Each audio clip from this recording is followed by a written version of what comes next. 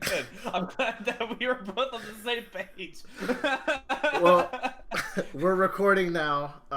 Yeah. The Good Place finished, Joe.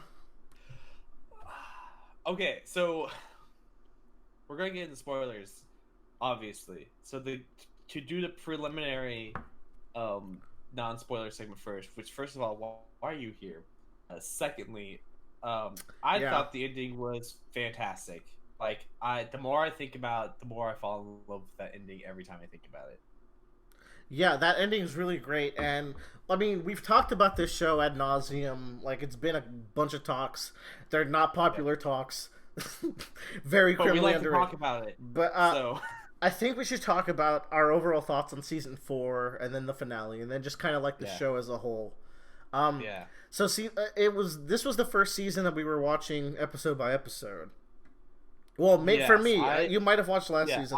I watched season 3 episode by episode. I think halfway through it, if I remember correct. Oh, wait, who's that?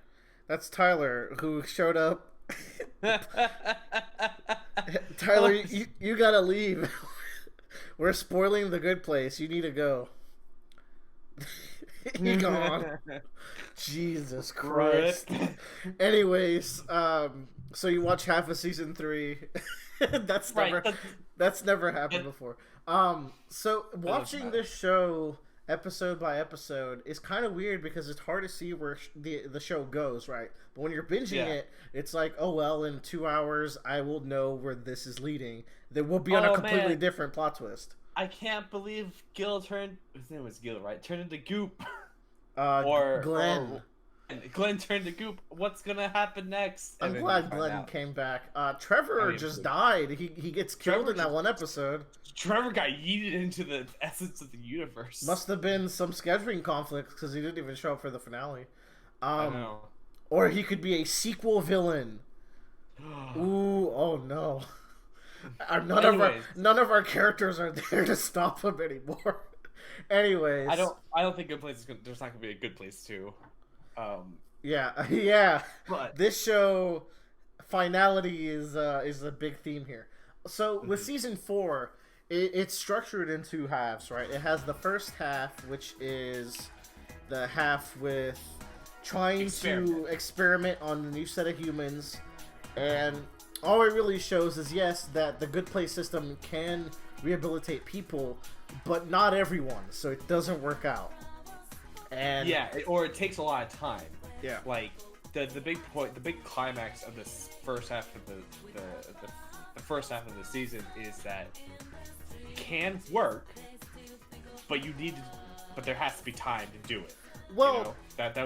that was the big point. That's the lesson they took away from it. But yeah, it took Brent like a year to do his first really nice thing, which was when he finally realizes the bad person he's been, and he apologizes. I want to talk about Brent because he's one of the best characters in the show for me.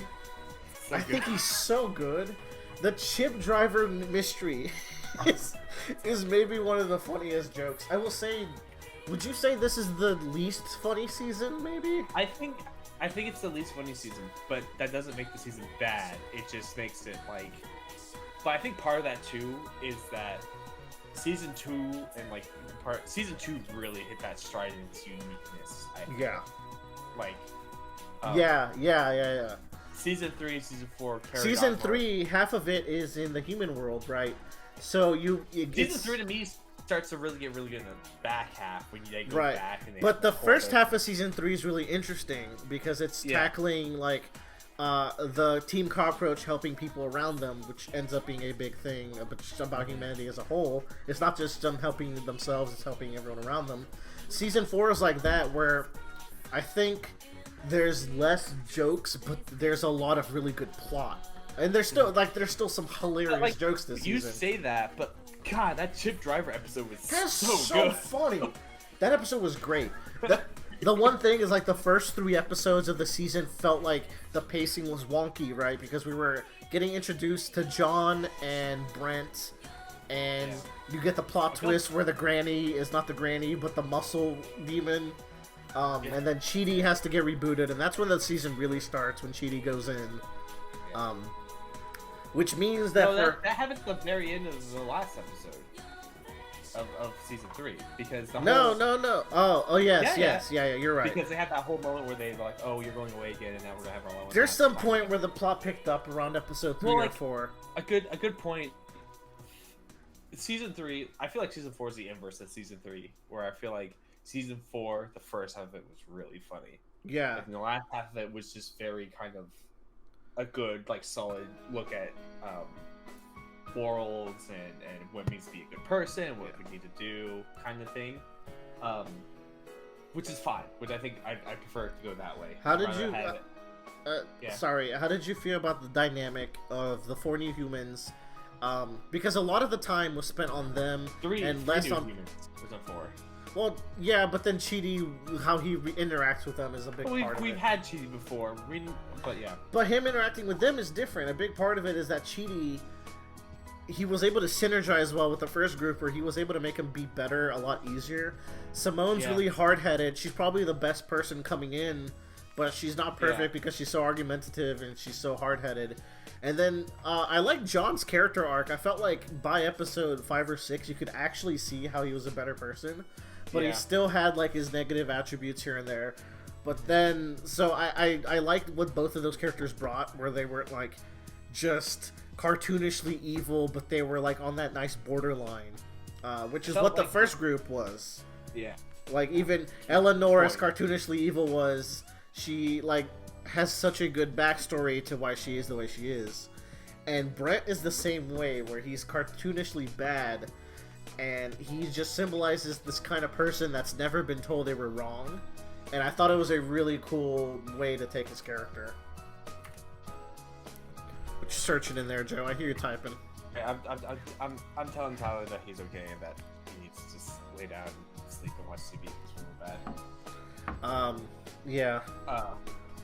But I really like the humans. Like, was it just it was Brent, Simone, and John. John, yeah. Brent obviously was the standout, but the thing about Brent was that he was he was like the impossible rock that Chidi couldn't move kind of deal. So like that just added more to the interesting part. Like, what if like Eleanor was that? What if Eleanor could not like fathom changing herself? Like, what does that look in the dynamic of the group? Yeah, and it's cool because they introduced a character that was just at such a negative. Like Brent, you could see him being in like one of like the bottom 10 to 15% of humans without even knowing, because he's just like that privileged white guy kind of stereotype. As opposed to like, say you introduce like a murderer or something, he was just like outside that range of like truly heinous people, while still being a like very clear bad place candidate. And I think it's interesting to introduce him, because then like I feel like if they're like, oh, we're gonna redeem a murderer, I feel like people wouldn't have gelled with that, even though it would have been interesting to see. I don't think audiences. It would have been interesting if they had someone that murdered out of like self-defense or preemptively because something bad was going to happen, or out of rage or anger or something. Well, like it'd be interesting to see how they would tackle like an objectively horrible murder or something like. But I feel like with Brent, like they got like someone who is in that ballpark of like clearly a bad place candidate without being completely irredeemable. And then they get to try to redeem him and show how that goes. And I think that just plays better for an audience. Just like with the finale, like they never addressed what happens if it's a person that never gets good. Like the finale kind of leaves, like the place that they leave the good place in is a place where Hitler would be redeemed. And I think that's a weird concept. I don't think they say that. I think they say that they leave it ambiguous. They do leave it ambiguous, but I think the point is that like, because there's a quick scene where we see Brent in that reassignment room where they're trying to tell him why the thing is like wrong. that was great, but so I think the idea is that like, once again, you live in infinity. You can, it doesn't matter how big the rock is, so long as you keep splashing water on it every day, you're gonna weather the rock away. Yeah. So it's interesting. I mean, let's get to the second half a little. I'll come back to Brent in a little bit. Let's get to the second half where they need to solve the problem of heaven and the good place, and like how are they going to get people into the good place, and then the Yeah. final step, which we'll say for later, is how can they fix the inherent issues with the good place. Yeah. So their concept for getting people into the good place, there's no bad place anymore. There's no torture. Like the torture now is like the control torture that they had in the first neighborhood, where it's like torture to make you uncomfortable and make you become better. But the show doesn't spell it out. But yeah, someone as bad as like a Hitler or Stalin would eventually get better, and it's an optimistic view on humanity. But I feel like in our woke society, this day and age, saying that is like risky, so they couldn't quite spell out how drastic their optimistic view I think it's also like, once again, it gets to a point where people will get to the place faster than others will, to the point where like Hitler might be in hell for ad nauseum because he's Hitler. That's true. But so it's just kind of like if that's the case, then you just develop a system that's able to like slowly get to the point. It's not a plot point that's even relevant to think about, I think, because that deals with like 2% of the Earth's like total historic demographic. That's true. Even less. Like yeah. Truly, I'm gonna be optimistic here and say that truly like terrible 0.001. people is less than 1%, right? Yeah. So it's like at that point, you're like, to put them all in a room together and have them have like AA meetings every 1,000 years. But overall, I think it's a cool system, right? It's like it goes back to like, it's a nice bookend where it's taking the concept that something that should have been bad can actually do a lot of good. Yeah. And it's the same idea where someone that is really bad can also do a lot of good if they just know what they're doing. And that people can improve each other. The sword sharpens a sword. Yeah, that's the big thing. That's the big takeaway from the Good Place. The show is the Good Place is that it's the people around you that make you better. It's people around you that help you define who you are, and like if you surround yourself with people that genuinely care for you and want you to be better, you're gonna get better. Whole kind of plot, like, God, like we have to eventually get so. Once we cover, like, I think the majority of, like, the whole plot line, we should definitely get to, like, the characters, because I just want to talk about Michael's whole arc, and this whole show is just magnificent. Yeah, the place, it's interesting, where Michael just, he's such an interesting character. Him and Janet are very unique characters, and the whole main cast is great, right? But yeah, but like, I think it was just a nice bookend to bring all around, where, this originally started as a place of hell, like it's supposed to be bad, but we can eventually make it good. It kind of reflects back onto society, like the living, is that it starts off bad and we see it as a negative thing, but we can eventually make it look like a good thing if we try hard enough and we continue to work towards it. Do you know what I mean? Yeah. And that shows up at the end of the show with the idea of what happens when you go back into the universe. Yeah. That was very good. Yeah. The whole finale we'll close out when talking about the finale. But I think the lessons that they learn, and Chidi's background and all the way he's been teaching everyone, and just the multiple resets and all the trials and tribulations they have to go through, I feel like it's reasonable that these people could construct a good fix for the system, as well as when they instantly find a good fix for the Good Place. I bought it. I didn't think it was rushed, because I was like, they've been dealing with the philosophy of eternity for the past 3 seasons. I totally buy that they could come up with a I thing think also the big thing too is like the Good Place was nearly perfect. It needed to be the thing about the Good Place is, it's not that it was nearly perfect. It was perfect. It just needs some sort of flaw in it so that you could. The big problem with the Good Place was that because you were there forever and because it was so perfect, you took it for granted every day. Yeah. So the point was you had to actually care about where you live. That's why all the good people felt bad, because they don't care that they're there. There's nothing to care about, because when they were alive, they cared about taking care of something or figuring something out or learning about, like, that's the whole, like, they had people to care for, they had something to care before, but now that they live there for infinite, what's the point in caring if you're just here for it? You could just like also like given enough time, you will have done everything. The human mind, it can't handle eternity, and that's kind of a sad thought. Yeah. For if there is a eternity out there, it's the thought of being trapped in it is now a new existential crisis I didn't know I had, but now I might. But I really like the solution, and some people saw it really negatively when it was introduced, for like, there's just a door where you can go out and end your existence, and people were like, oh, so the answer is suicide? This is really bumming me out. No, like, they lived multiple Baramies of happiness. The point is realizing, so it goes back, I see it more as like, funny enough, like a Buddhist enlightenment point. There comes a point where you're like, I think that's the main inspiration. It's that you just feel enlightened. Like, like, oh, I have accomplished everything in my being has collectively been made to do. Let's do New Game Plus now. Not quite.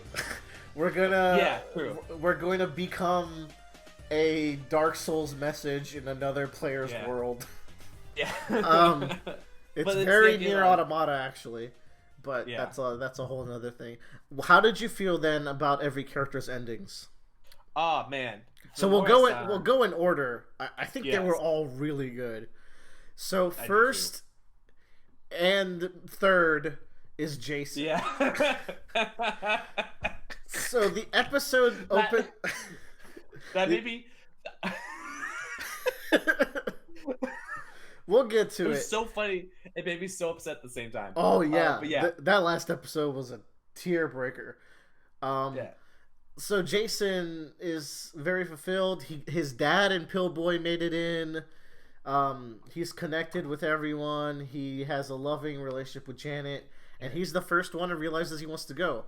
But he plays the perfect game of Madden too. You can't forget that. Can't forget that.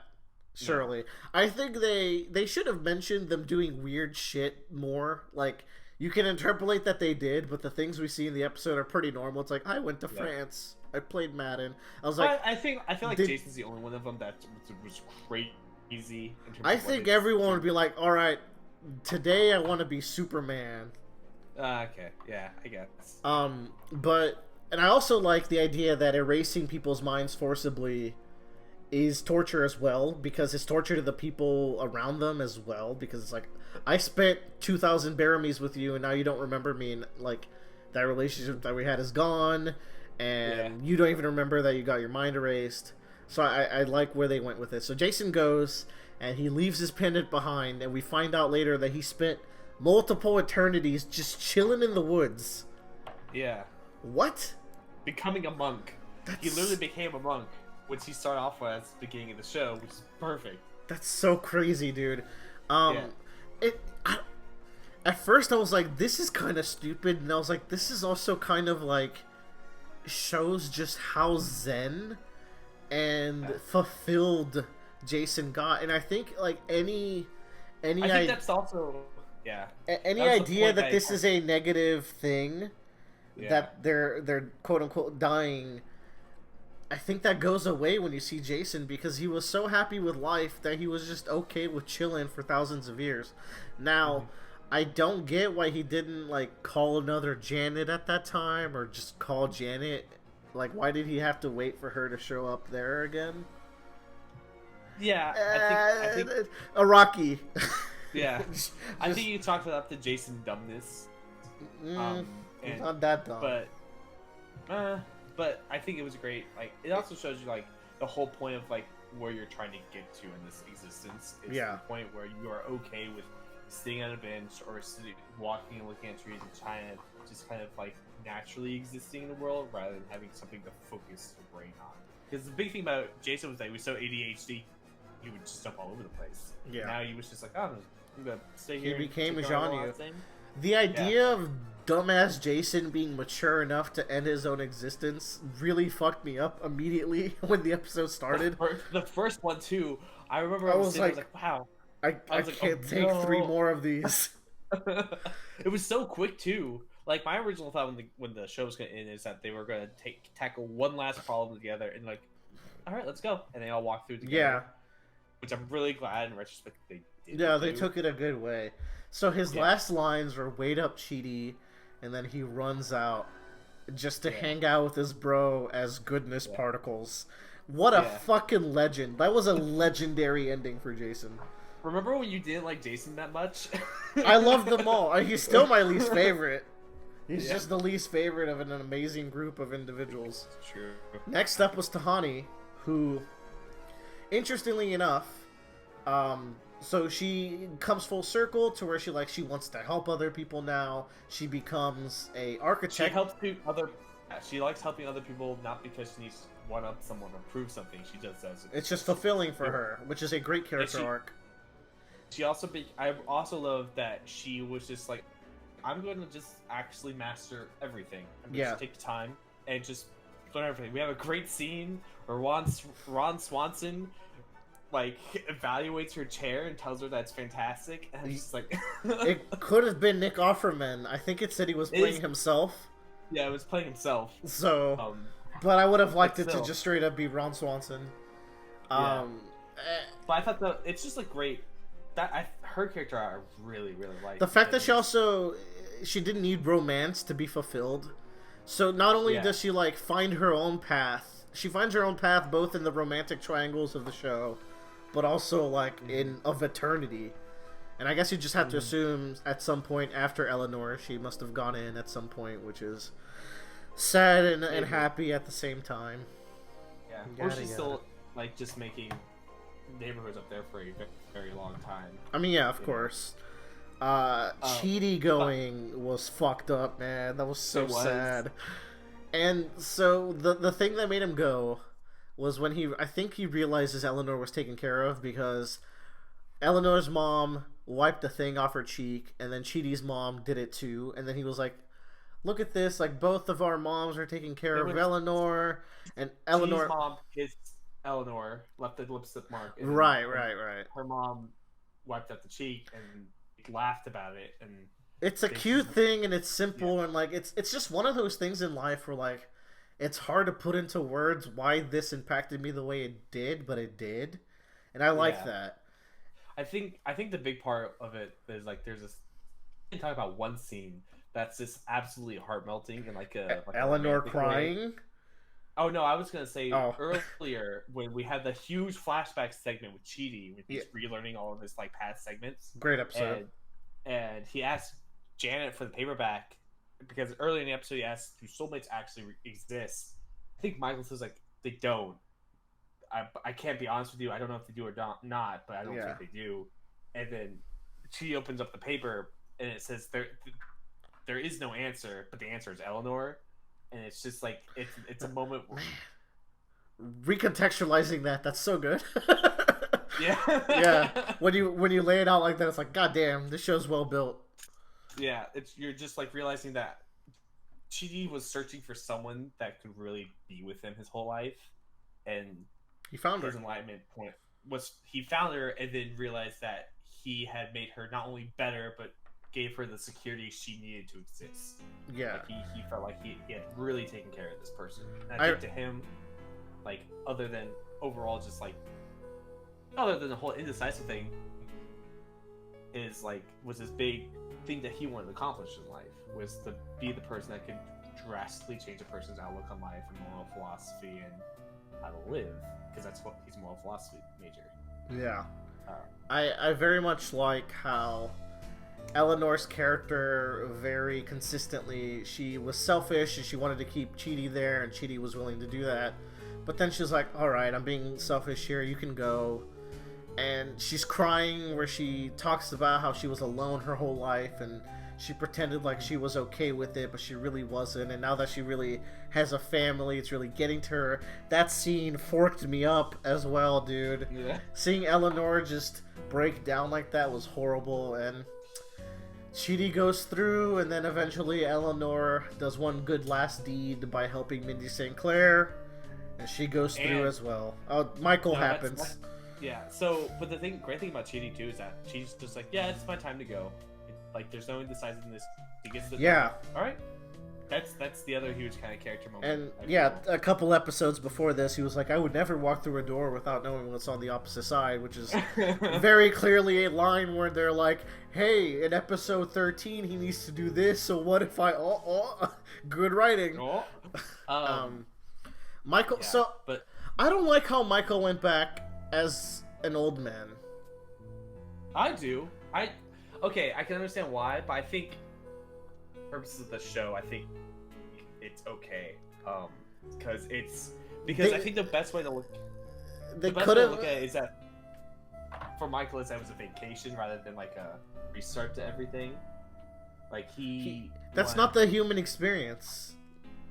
True, but like I think also it'd be really hard to get a young-looking. No, that's not the problem. They could have fixed this by having him walk in. He's a baby, and then you flash forward to old man Michael. Like, this could have been solved with a 5-second extra addition to that scene, in my opinion.